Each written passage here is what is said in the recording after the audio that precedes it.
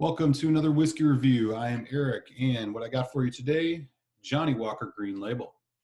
As always on the channel, I will give you a nose taste finish review of this whiskey, chat a bit about the value, give you my final thoughts and a final score, and leave you with a malt musing. But first, a bit about Johnnie Walker and its Green Label. So, Johnnie Walker Scotch Whiskey is bar none the largest Scotch whiskey brand in the world.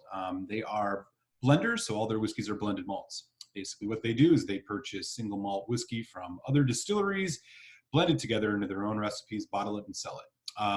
The Johnnie Walker label is iconic. They have been making whiskey for years and years and years. Most folks are very familiar with the Johnnie Walker Red, which is the entry-level whiskey in their range. But today, we've stepped up a couple notches, and we're going to be talking about the Johnnie Walker Green Label. So this whiskey in particular was widely considered one of the favorites in the line up until 2012 when it was discontinued. Back in 2015, they then released a few bottles here and there in honor of an anniversary, and then came back on the market and became widely available again in 2016. So this whiskey itself is bottled at 43% ABV. Take a look at the bottle. It is the classic Johnnie Walker square bottle with the ribbon label on it. This one is aged for 15 years, so you are getting an age statement on this whiskey, which is great. On the bottle itself, no real mention anywhere of it being non-chill filtered or it being natural colors. We can almost, it's guaranteed that this has been chill filtered and has had some coloring added to it. But it's got some information here. It says it's a rich and vibrant blend of only single malt whiskey, including Talisker, Linkwood, Cragganmore, Kalila. So we're going to be expecting a blend of American and European oak on this, and definitely going to have some peat in it, as you have some Kalila and Talisker, both are for the most part, always peated single malts. By appointment to Her Majesty the Queen, Scotch Whiskey Distillers John Walker and Sons Limited, London. Naturally intense with a distinct smokiness and a big malty heart, and it's got a couple things about some of their awards on the bottom. So that's what we're looking at as far as the specs on this bottle in the presentation. Let's get it in the glass and see what we got going here. Quite a squeak. All right. Okay. So just for continuity's sake, this is what we are looking at on the color. As I said, this is almost certainly had color added to it. Get a better look at it there. Okay, let's get into it. On the nose, it's rich. You're definitely getting some peat smoke, some kind of salty, briny, iodine peat smoke on it, but it's not heavy. I mean, this is not a Lafroig or other Isla single malt that's heavily peated, but it's there. Also, orange, citrus orange. It's a little bit of vanilla.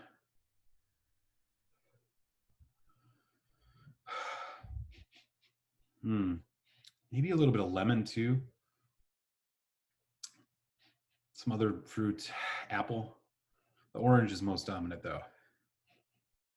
A little bit of cinnamon. Quite a bit of complexity on this.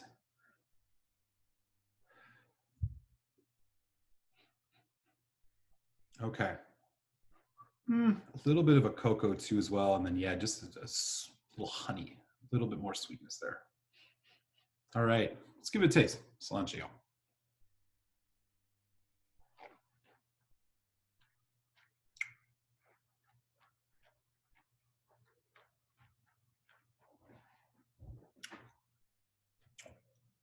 So immediately, rich viscosity. Coming off 15 years in the cask, this is a really nicely full-bodied whiskey. Orange is there right away when you initially get it on the tongue, but then as it develops, it comes even more vibrant. Chocolate, caramel, a little bit of that smoke pepperiness, but very subtle. Bit of a nuttiness too, and honey. This malt is sweet, fruity, and a little bit of smoke on it. Really nice body, good viscosity. The finish really leaves you with kind of a chocolate cocoa orange sweetness, a bit drying, quite a ride. Maybe a little bit of raisin, allspice kind of thing going on too. Quite good. Okay, 43% ABV. We're gonna put just a dash of water in this. Not too much at all. See what else happens.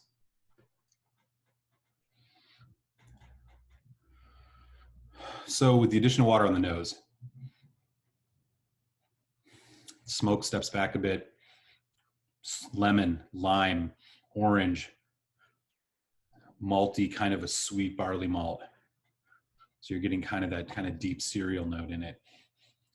A little bit of oakiness, a little bit of caramel, a little bit of dark chocolate. Oh, this is quite good.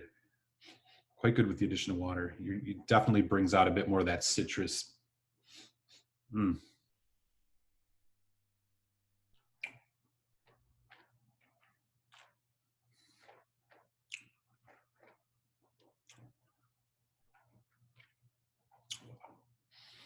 This is good.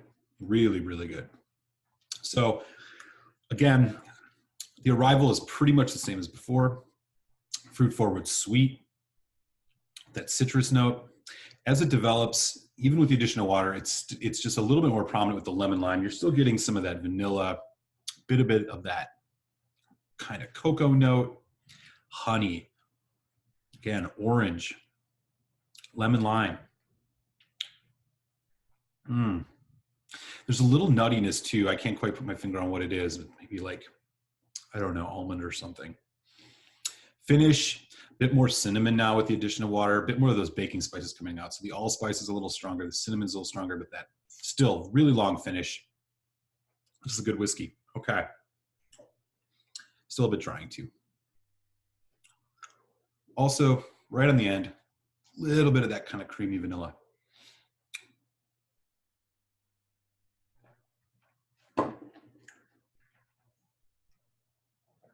So a bottle of Johnnie Walker Green is going to cost you about $55 to $60. That's a pretty good price. It is a blend, so this is not a single malt. It's a blend of a bunch of different distilleries, but 55, 60 bucks. Sometimes you can find even 50. I think it's a pretty good value, probably worth getting. 15, it's that 15-year age statement is what really brings it home. Here's one more look at the bottle. So my final thoughts on this, for a 15-year-old whiskey, the value on this is good. You're getting quite a ride in terms of different influences. You got a bit of that peat smoke. You got that kind of rich fruitiness, a little bit of that barrel from kind of the, probably some of those whiskeys mixed in here have been aged in bourbon cask, but this is a complex whiskey. It's a relatively affordable whiskey and something that I think would be a great kind of daily dram. It's got a little bit of everything. It's akin to Highland Park 12 for me in the sense that it's got a bit of influence from everything. So it'll really kind of, give you a little bit of anything that you possibly want. So it'll be a great daily pour. My final score on the Johnnie Walker Green is going to be 4 out of 5, which is I recommend buying a bottle. This is something that's not going to be that difficult to find and make a great addition to your whiskey cabinet, and is sure to please, like I said, any day that you're just not quite sure what you're in the mood for, start with a glass of Johnnie Walker Green. Okay, so with that, that is my review of Johnnie Walker Green Label, 43% ABV blended malt whiskey. I'll catch you next time, and we'll send you now to your malt musing. Cheers, y'all.